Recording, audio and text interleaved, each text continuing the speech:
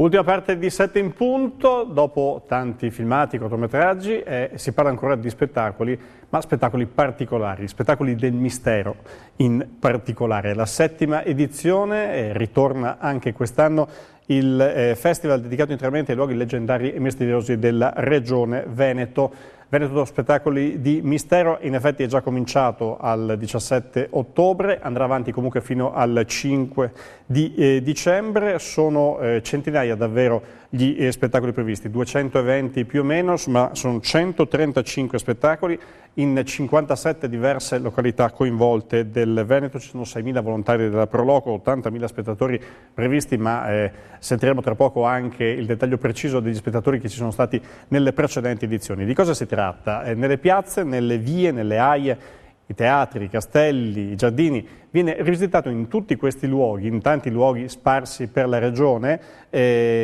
tutta una serie di leggende del territorio, vengono prese e riportate, fu una fortunata idea lanciata anni fa da Alberto Tosofei, che è tuttora direttore artistico di questo evento, che viene poi promosso dalle Proloco aderenti all'Umpli del Veneto e aiutato dalla Regione Veneto.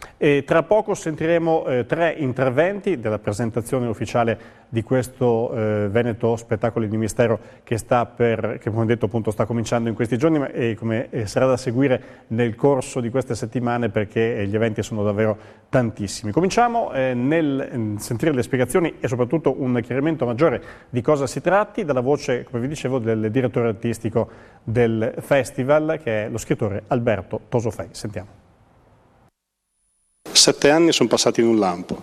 7 anni che sono volati bene per fortuna, e il festival è diventato un appuntamento atteso per l'autunno veneto, e di questo chiaramente siamo molto felici. Abbiamo già scalzato alcune definizioni come Halloween, che permane, non è che siamo contro Halloween, però preferiamo come sempre parlare di Ognissanti, e anche quest'anno il cartellone è nutritissimo perché abbiamo più di 130 eventi in una 60ina di località.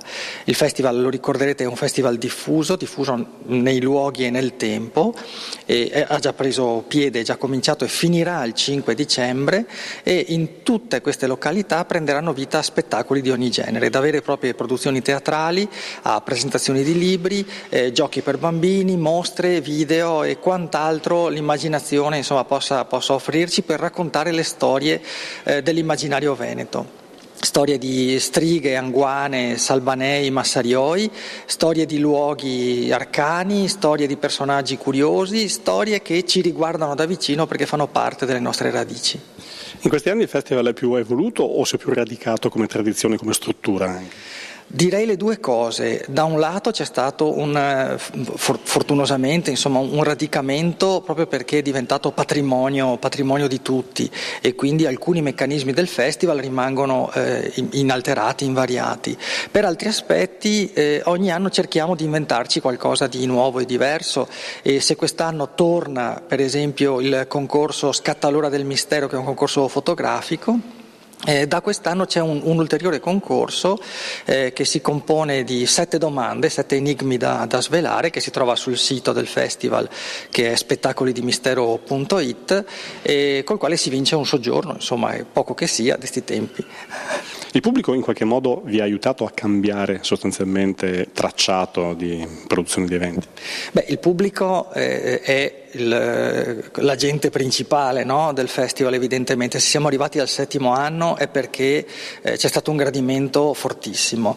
Noi viaggiamo su una media di 85-86.000 spettatori a edizione, che sono numeri altissimi, come capirete, sono elevatissimi, e quindi il pubblico da un lato apprezza e fruisce, dall'altro ci aiuta anche a capire neanche che cosa è più bello offrire, perché comunque le storie che offriamo sono le storie della tradizione, no? E quindi c'è una scelta amplissima, ma sono quelle che le persone cercano. Ma magari ci aiuta a capire qual è la maniera migliore di offrirle. Le storie sono bellissime e sono un patrimonio straordinario che ci appartiene, e non sono vecchie, sono solo antiche, e hanno bisogno quindi di trovare la maniera giusta per essere raccontate, per trovare una loro contemporaneità. Eventi A parola generica, cerchiamo di capire un attimino cosa si può trovare nei vari luoghi durante appunto il festival. Allora, gli appuntamenti sono tanti, sono circa 135 eventi, ne stiamo inserendo anche in cartellone proprio in queste ore di nuovi, e vanno dalla laguna fino ai boschi proprio delle prealpi venete e raccontano di storie di morti, di storie del passato che ci raccontano però del presente, di luoghi misteriosi e di personaggi storici che hanno avuto a che fare da vicino con la storia, no, della regione. Lo fanno in maniera il più possibile divertente, e quindi piccole o grandi produzioni teatrali, quindi con una recitazione classica su un palcoscenico, oppure un po' meno classica magari in un luogo, no? Perché abbiamo anche la fortuna di avere i luoghi, conferenze, presentazioni di libri, lo dicevo prima, giochi per bambini, spettacoli di burattini, ecco, cacce al tesoro, però sempre con dei temi ben definiti, e moltissimi itinerari guidati, a volte spesso anche animati da attori, che ci aiutano a riscoprire i luoghi. Ecco, se c'è un'altra piccola medaglia che possiamo appuntarci al petto è quella di avere aperto o riaperto un sacco di luoghi a un pubblico molto più vasto. La sua idea è partita da Venezia, veneziano come me, ma ha attecchito prestissimo in tutto il Veneto. C'era forse bisogno di questo. Per Venezia ne faccio una questione di memoria. Queste storie ci appartengono sotto forma di memoria, e Venezia è una città che negli ultimi 40 anni ha perso molto rapidamente la sua memoria. Quando tu perdi la memoria, perdi una componente fondamentale di te stesso, che è la tua identità, e quindi recuperare la memoria significa indubbiamente fare anche un recupero di identità. E in tal senso sono molto felice per Venezia innanzitutto, ma poi anche per il resto del Veneto, perché se Venezia soffre di questo, diciamo la modernità dei tempi ci impedisce a volte di fermarci ad apprezzare ciò che ci appartiene da più tempo, ecco. E la sfida del festival, vinta fino a questo momento, è quella appunto di sfruttare la modernità per raccontare quanto antichi siamo. Ecco, ma pensando al futuro, anche un 2.0 per l'antichità, come si pensa, come si può evolvere? Ma cerchiamo sempre di studiare nuove forme, ecco. E io credo che per esempio le nuove tecnologie ci potranno venire incontro per realizzare cose ancora nuove e diverse. Penso a delle applicazioni che possano far vedere o immaginare delle cose in 3 dimensioni, ecco. Secondo me non abbiamo limiti, ecco, se non magari quelli finanziari, ma di questi tempi insomma li hanno tutti. Ultima domanda, non all'autore ma al direttore della rassegna, capire un attimino per il futuro come si fa a poter mantenere una rassegna del genere, ad averla in tempi difficili come questi. Già ci siamo in qualche modo, perché assieme al contributo regionale, assieme al fatto che la spina dorsale del festival sono le pro loco aderenti all'UNPLI, senza le quali il festival stesso non sarebbe possibile, perché sono circa anche quest'anno 6.000 volontari che aiutano, no? Dall'allestimento degli spettacoli al far parcheggiare le automobili, no? Quando è il momento. Dalla prima edizione a oggi abbiamo visto un numero crescente di attività, entità, associazioni, enti che entrano nel cartellone del festival con dei loro spettacoli, delle loro produzioni, chiaramente che devono rimanere all'interno delle linee guida del festival, che il più delle volte sono a pagamento, ma non è neanche detto, e che quindi vanno ad arricchire l'offerta e sono una specie di autoproduzione, insomma, che rientra sotto un unico cappello, ma che diversifica ulteriormente l'offerta, e secondo me il domani del festival risiede anche qui. Questo dunque Alberto Tosofè, il direttore artistico del Festival Veneto Spettacolo di Misteri. Come si diceva, una festa di piazza lunga un mese, e oltre anche quasi 2 alla riscoperta di tradizioni e aspetti più nascosti. Venendo però a argomenti più pratici, è anche difficile da organizzare, visto che si arriva alla 7ª edizione, ci sono molte spese vive, raccontano appunto alle varie proloco aderenti all'UMPLI che muovono, come detto, circa 6.000 volontari. Pensate soltanto appunto questo come termine per spiegare un po' cosa ci sia dietro a una serie di manifestazioni come queste. E per capire altri aspetti, anche le difficoltà, soprattutto nel portare avanti in momenti difficili e con pochi finanziamenti questo tipo di spettacoli, vogliamo sentire anche la spiegazione che ci ha dato Giovanni Follador, che è il presidente dell'UMPLI, cioè l'associazione delle Proloco del Veneto. 7ª edizione, difficile arrivarci, però c'è una grande soddisfazione, quella di provarci e volerci provare a tutti i costi.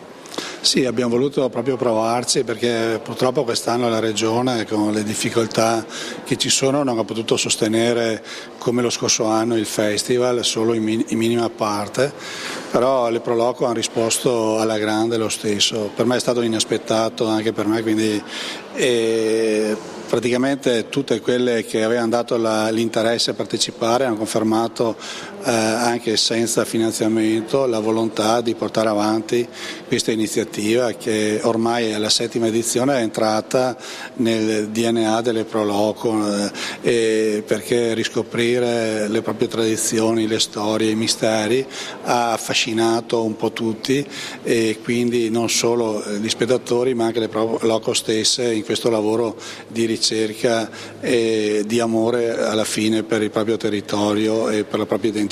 Ecco, vi ha confortato questa risposta immediata? Sì, veramente tanti volontari, 6.000 volontari che si stanno impegnando in questo mese e mezzo per realizzare questo festival, e anche dai primi spettacoli, dalle prime iniziative, l'adesione ancora più massiccia del pubblico. Poi avete appunto una risposta che è già testata nel corso degli anni passati.